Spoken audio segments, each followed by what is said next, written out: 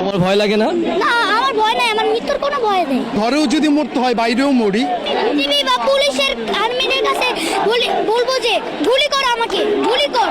বাবা, আজকে যে তুমি এই আন্দোলনে এসেছো, কেন এসেছো?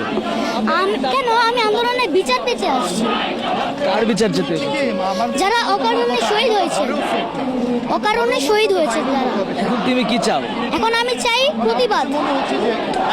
আর আরেকটা চাই যে হাসিনা যেন এই প্রধানমন্ত্রীর চেয়ার থেকে সরে যায় এবং মিজানুর রহমান আজাদের জন্য বসে যায়।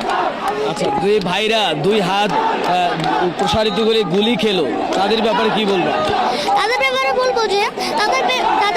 বলবো যে দোয়া করি যারা যেন জান্নাতবাসী হন, আর হাসিনা যেন জাহান্নামবাসী হোক।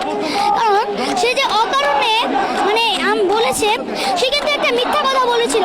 প্রথমে বলেছে যে রাজাকারের বাচ্চারা কোটা পাবে না, মুক্তিযোদ্ধারা পাবে বলে।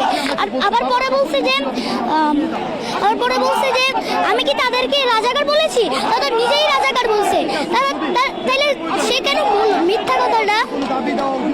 তুমি কি তোমার ভাইদের মতো বুক প্রসারিত করে দেবে? আমি অবশ্যই করতে চাই। আমি অবশ্যই করব, চাইলে আমি জীবনে দিতে রাজি আছি। জীবনে দিতে রাজি আছো? তাহলে আজকের এই আন্দোলনে কাকে নিয়ে এসেছো? আমার বাবাকে নিয়ে এসেছি। বাবার সাথে এসেছো? বাবা তোমাকে এখানে নিয়ে এসেছে? হ্যাঁ। তোমার ভয় লাগে না?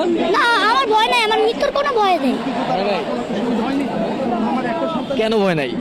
কারণ যে ভাইয়েরা আমাদের ভবিষ্যৎ চিনে, ভবিষ্যৎ ইয়া করে যে শহীদ হয়েছে, তাদের জন্য আমরাও জীবন দিতে পারি না?